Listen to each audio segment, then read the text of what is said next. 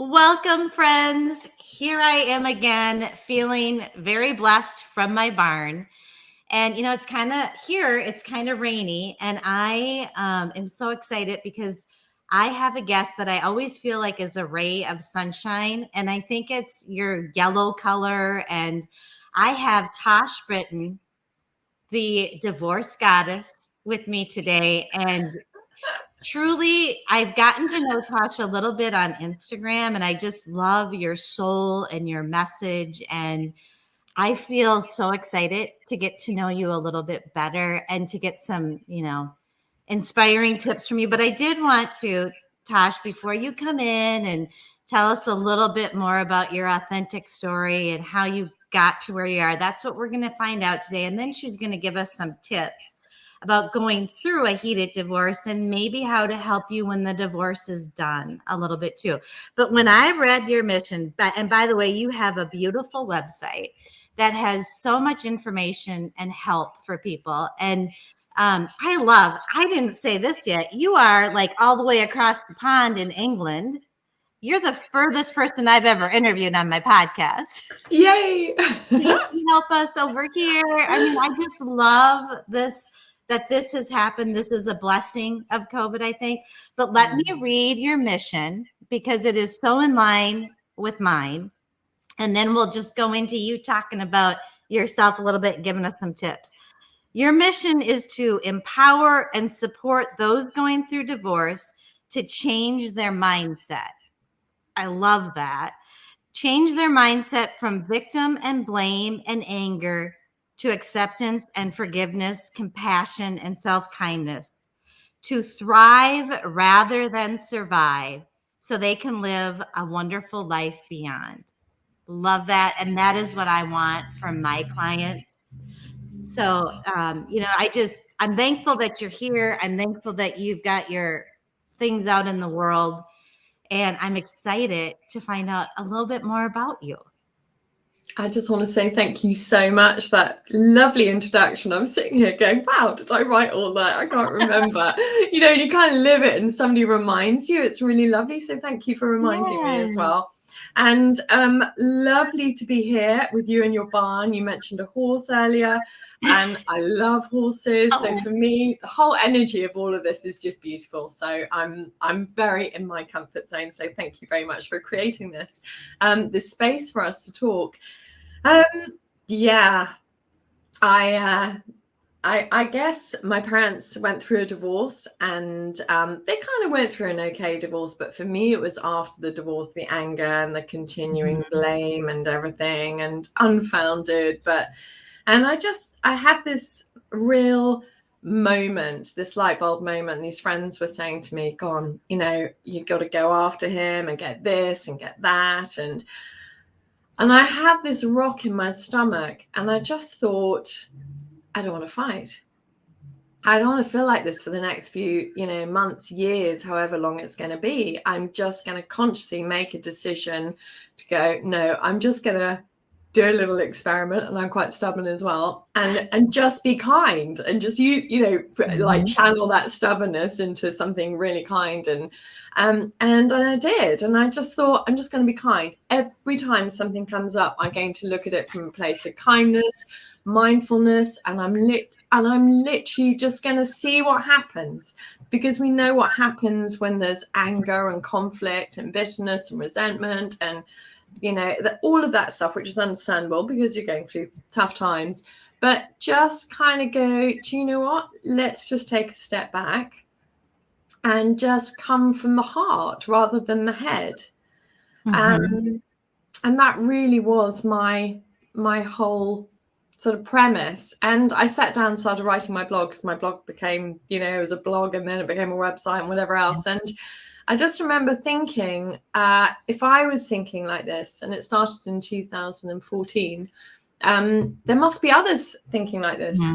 I really love what you were saying earlier about don't worry about what happens, but my dog's just found a tennis ball and it keeps throwing it at my leg now. Like, can you play with me? It's Friday afternoon. So I'm going to keep focused, but if you hear this little sort of bumping on the carpet, that's what's going on. Go ahead and throw the ball too if you need to.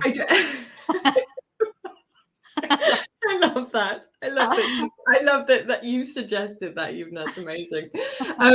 So yeah, that was my whole premise, and I just thought, let's just be experimental about this. Let's have the courage. You're a strong person. Have the courage to do things differently, and just see what happens. Can I ask you? You talk about being kind through this, and if I think about my clients or myself, that, and I've talked to some other people where they kind of fake it till they get there. But sometimes if I really intentionally go to a place and find compassion and it's really real from me, I find that it works better, to have that feeling to go along with the action. Can you speak a little bit about what that was like for you? Like, did you just have to kind of fake it and smile, or were you able to actually get to a place where you felt it?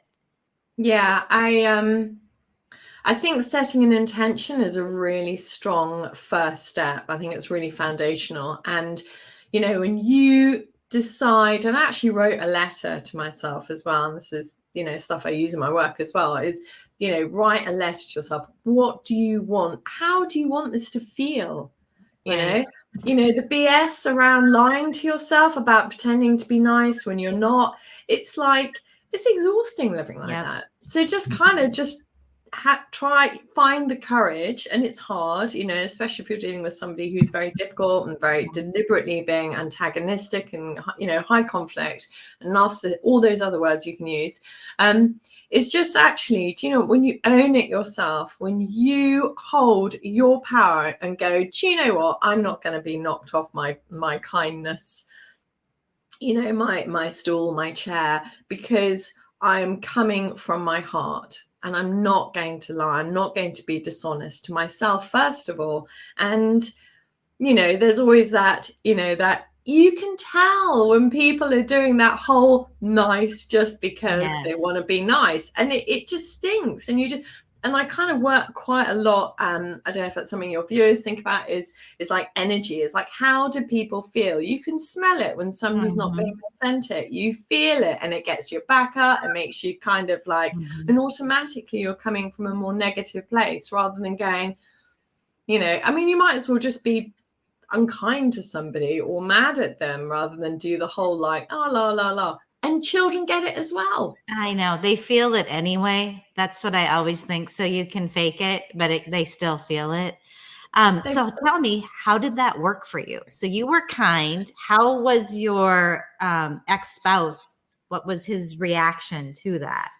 So, when we're both quite stubborn people, and I remember when we told our friends and family, they were like, run for the hills. Oh my God, lock down the hatches. This is going to be like one almighty. And because somebody said that, it was almost like, I remember thinking, no, we're not going to give you what you're expecting. Well, this was me anyway. Right. And it's that mischievous part of me that goes, I'm just going to go against the norm and do things differently. Yeah. And I remember saying to him one day, I remember thinking to myself, having had that conversation with these friends when they were telling me to go after him and get everything. And I remember thinking to myself, just talk to him. And I said to him, by the way, you do know I'm not going to do this in a bad way. I want us to be really, really cool if we can, and to be really understanding and really mindful, of each other. And we both had parents who've been divorced. So, can we try and learn and find a way through? And I remember him kind of looking at me going, oh my God, where's this going? What's she up to? Like, if I say yes, is it going to be like open up a whole can of like Pandora's box? And I went, no, I'm being really serious. And I said, and do you remember what our friends said about running for the hills? And I said, we don't have to do it that way. And he kind of said, oh, I'm just going to go away and think about this. And I said, and I literally just thought to myself, I've said it. Yeah. And if nothing else, if he decides not to, I can't do anything about that. And that is quite a lot about how I work, is that when you take ownership of how, you think, what you feel, what you say, how you act, all of that stuff, then you are in your power, and you can't do anything about what anybody else, your ex, wants to do. And people go, oh, I want to make him do this. And he's going, or she even.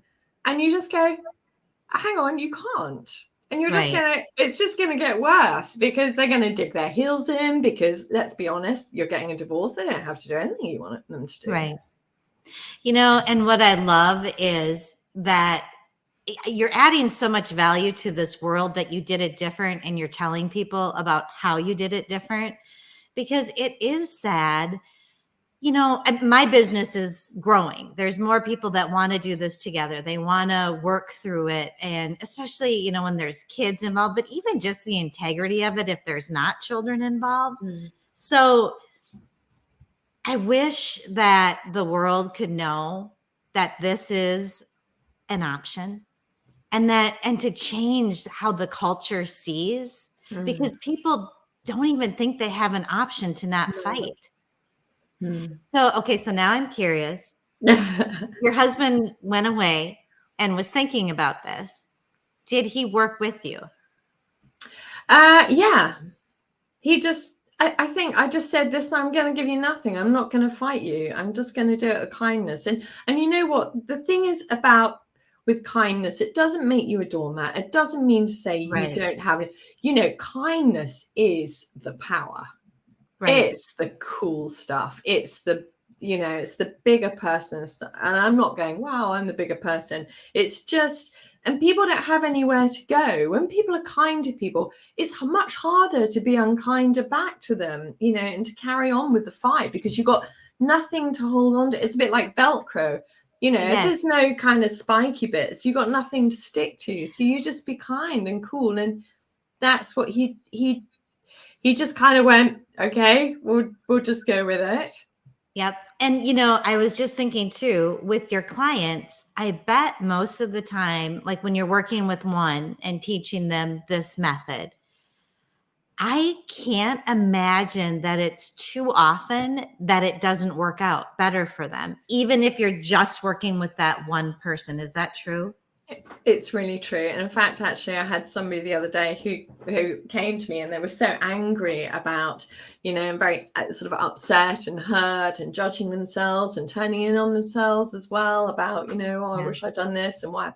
And I said to her, I said, you know, that she got her divorce papers through, and we were talking about how she felt about it, and I just said, and she said, you know, it's okay, and I said, because. And she was like worrying about the future. And I said, okay, so why don't we try and make this right? And I said, do you want to write your ex a letter to say thank you for being cool during the divorce? Because it wasn't hugely antagonistic, but he had walked away from her and with somebody else and had an affair. And so she wrote this letter to him to say thank you, or email to say thank you for being cool and I wish you well in your life. Now, he'd had an affair, and he came back with it, and she was like, oh my God, I can't believe I'm going to do this, but I'm going to do it.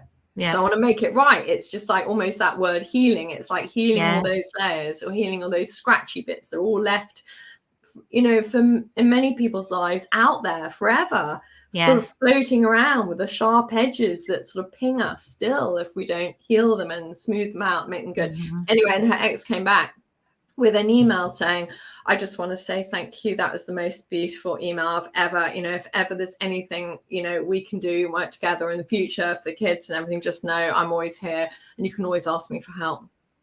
Wow. That's huge. And I think, I think that is, you know, I keep trying to think of, because I'm an attorney, but I'm a little bit different because I work together with them and I like to coach them so that their life is better in the future.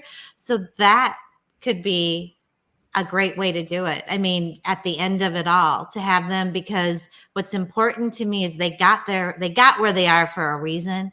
Now I want it to be better and to heal.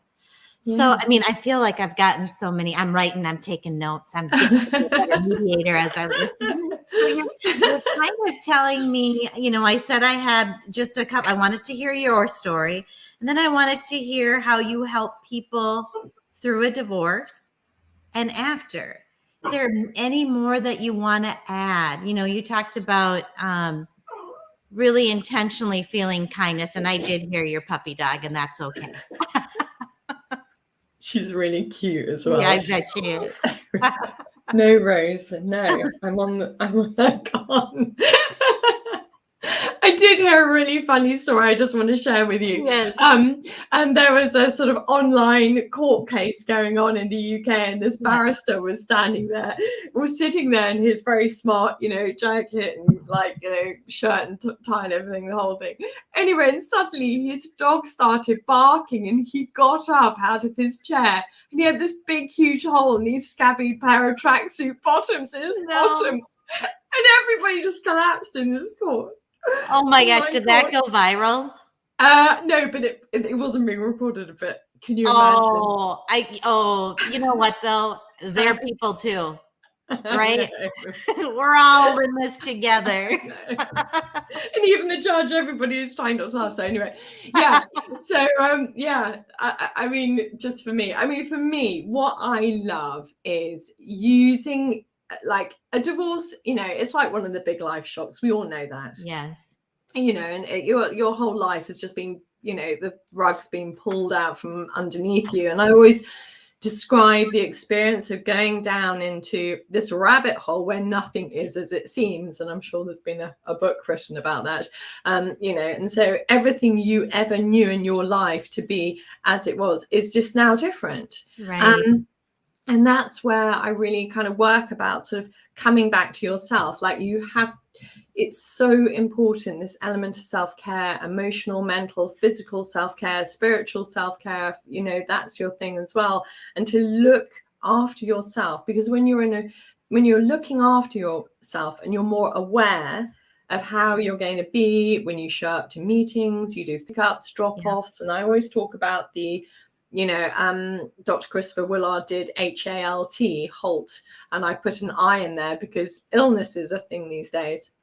And it's about being hungry, angry, ill, lonely, tired. And it's just that check-in. And I kind of recommend that families write this down and put it on their, in their kitchen somewhere or family space. And and if their kids are feeling a little bit off, as well before they go to school, but they don't want to talk, they can just point to one of the letters and go, I feel hungry, or I feel angry, I feel lonely, tired.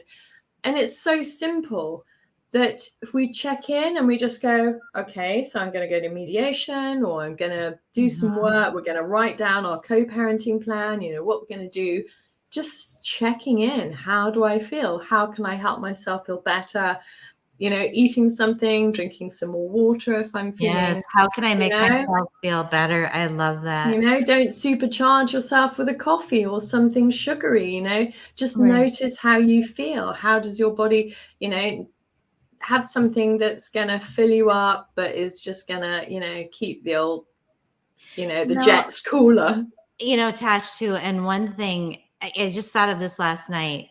If I have a feeling like I'm feeling anxious, I used to run away from it, and I am a runner. I mean, I physically like to run, and it is the story of my life. But if I stop and look at it and say, well, hello there, anxiety, I know you well. Suddenly, I have this complete calmness. It is the most amazing thing. I'm like, I can take care of this. And I find that amazing. It is. It's the irony is that when you kind of approach things, they're kind of not as crazy as, and as big as they seem. And actually, I think I use this quite a lot, the whole mountain and molehills. It's like everything is a molehill. And when we push it away and we push it away and we know it's there and it's growing and we feel guilty and we beat ourselves up and all that stuff, that if something is coming up for you and you're feeling it in your body as well, because we all feel stress in our body, what is it? Just being aware enough to go, do you know what small thing I can do now to help myself? And the other thing I heard the other day, actually, that I really liked is somebody said, I'm doing anxiety. So you're not anxious. I'm doing it. I'm just doing it for this moment in time. For this day, I'm doing anxiety. Oh, and then it makes it less, it's just less anxiety inducing. Yes. I love that.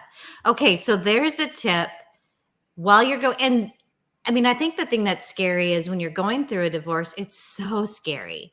And that you are probably afraid that if you feel the feeling, you're going to wind up not being able to function.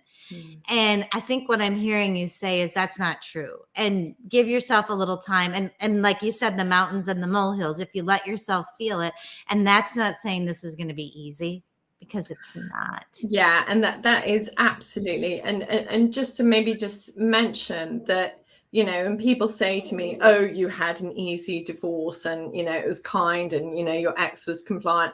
You know, well, I mean, I can't even tell you about what my ex does in the world, but you just, you know, kindness, it takes courage. Yes. It's far easier to go and just go, right, No. I'm just going to go to war and battle and fight and court Yes. and everything and throw it all out. It's actually, but in taking that very brave, courageous step to be kinder about the process, no matter what your ex is doing to you, right? Like you owning your experience, you diminish or you reduce the fallout for your future life, because you Yes. haven't got that whole load of emotional, mental, physical, like financial, that's going to impact that baggage later. Yes, you're allowing yourself, you're giving yourself the gift to heal. Okay, so now when you've got someone who's gone through the divorce and they're looking forward, scary time too. They're alone, everything's new, and now they actually have the time to look at that. What are some tips that you can think of that could help? I mean, I think you've even done podcasts on dating and, you know, all that fun stuff. Okay, so moving forwards, I think it's always really good to kind of write yourself a letter about what you were good at in your life beforehand. You know, what are your skills? Like go back to being a teenager and, you know, having, you know, doing whatever you were doing and owning your stuff, or, you know, your 20s, your 30s, what were you really good at? And remind yourself just how extraordinary you are. And to know, I mean, I always talk about, you know, the whole divorce is like a degree, right? And future life management. I mean, being on your own, of course it's scary, but just, you know, if you can just look at what you've done, what you've been through, how cool you are. Yes, And also do something differently as well. I don't know if you can see them, but I kind of have these feathers that I put in my hair, these little cloud I feathers. did not see those. Okay, and I have some, I think I have a pink one still left. And I just thought, I'm just going to wear feathers for the rest of my life in my hair. I love it. I had no idea you wore feathers. I just, you know, I've been into sort of like, you know, book launches and magazine parties, and people go, oh my goodness me, what have you got in your hair? And I got feathers, because you know what? Life is too short not to do something different. So do you know what? If you really want to go buy that yellow jumper or put feathers in your hair or start something new, what does it matter? You've been through a divorce. You've been through some really bad stuff. Just use your divorce and that whole experience of your life blowing apart to go, do you know what? Life is too short now. Oh, I love that. And what I'm hearing, a little bit of the message in there too, that I love, is how important it is to love yourself. And that's what you're reminding yourself. Yeah. And can I just also tell you something? I'm not sure this is for men as well, but, you know, it's going to be out there. I always recommend. So the first thing I say to all my clients before I start working with them is go and buy a pair of red knickers. You probably love it. Because twofold, right? So if like kind of I'm into chakras and things like that, you know, and energy centers. So your root chakra is your full-blown safety, strength, security, you know, it's like your first one. And obviously your knickers are going to be there. And so that's kind of in your, you know, your thighs. Yeah. And then secondly, always wear a pair of red knickers to all your big meetings, because if nothing else, you know that you've got mischief going on underneath and nobody else does. That, my dear, is the first time I have ever heard that advice, and I love it. Because I think you've got to have a little bit of mischief in all this kind of like Yes. craziness. You've got to find the joy, the mischief, Yep. oh God. Find the Otherwise, joy. totally. And that's not always easy. No, but that's why that's why I just say go buy yourself a pair of red knickers. I love it. And it kind of goes along with what you were saying, about writing yourself a letter about how extraordinary you are and remembering that. And I can't believe how fast this is going. My goodness. But I have to ask you something else that is a little bit off. So kind of in closing, just that I want to know you better. Because you're so interesting to me, and I'm kind of in awe. But tell me about, you swim in the sea when it's cold. So about 3 years ago, it was in January, and I was like, I'd take myself off for a retreat to a friend's cottage in Cornwall, which is this lovely area in the UK, and sort of the Atlantic waters, and it was the most beautiful morning. And I've been like following this guy called Wim Hof. I don't know if you're aware of him. He's like the Iceman, so he does these amazing things in cold water and ice and snow. Anyway, and I thought, come on, get over yourself. And I used to live in the Middle East, and I always like my house is really hot. And I was like, just try grow your resilience. That's why I always suggest to people they do something different.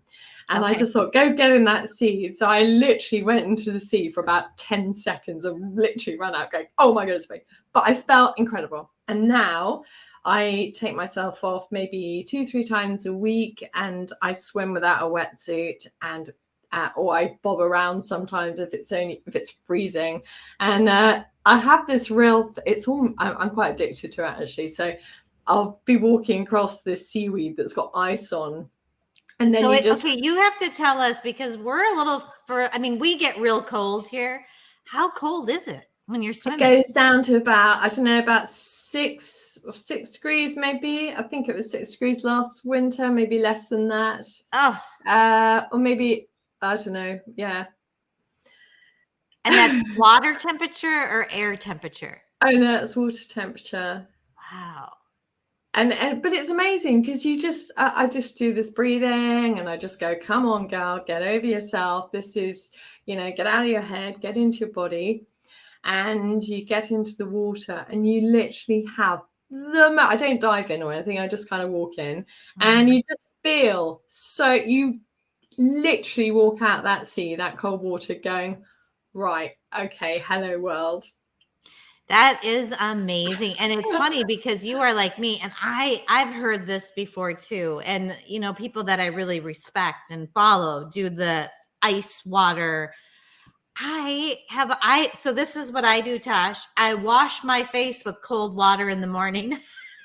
That's why you look so fabulous. I don't know. I've tried the cold shower thing, and it's pretty harsh for me.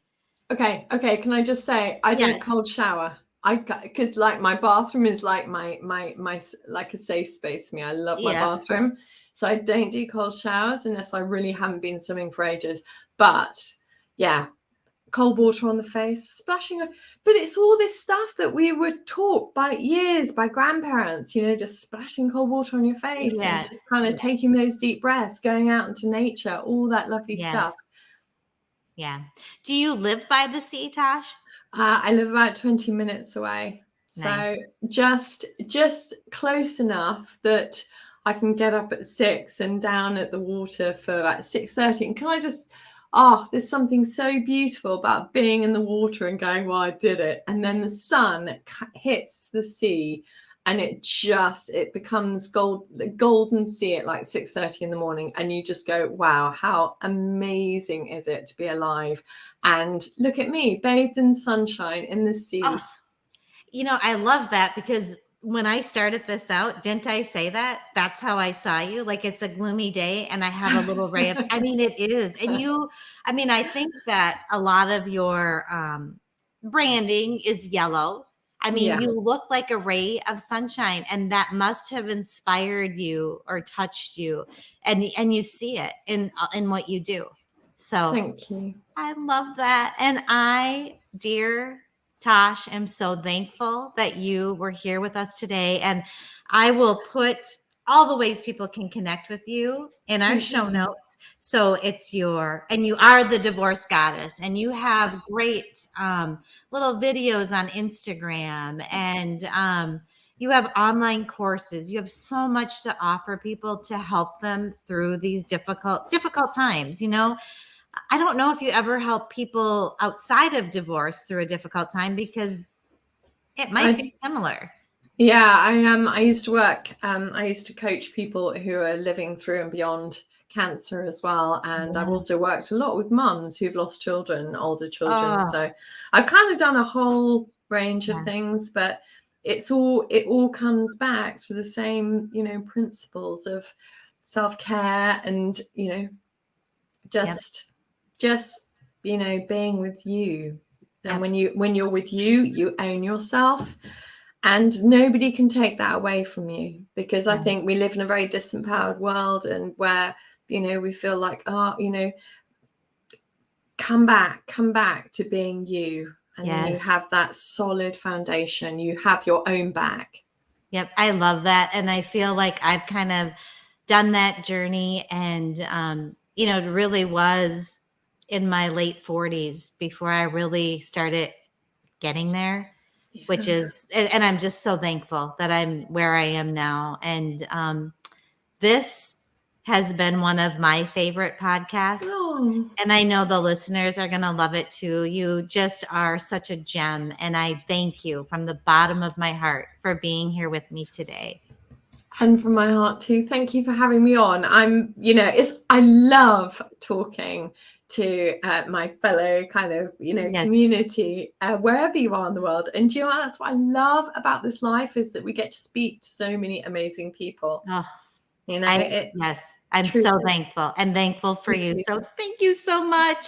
Take care, Tosh. You too. Bye-bye, Lily. Nice.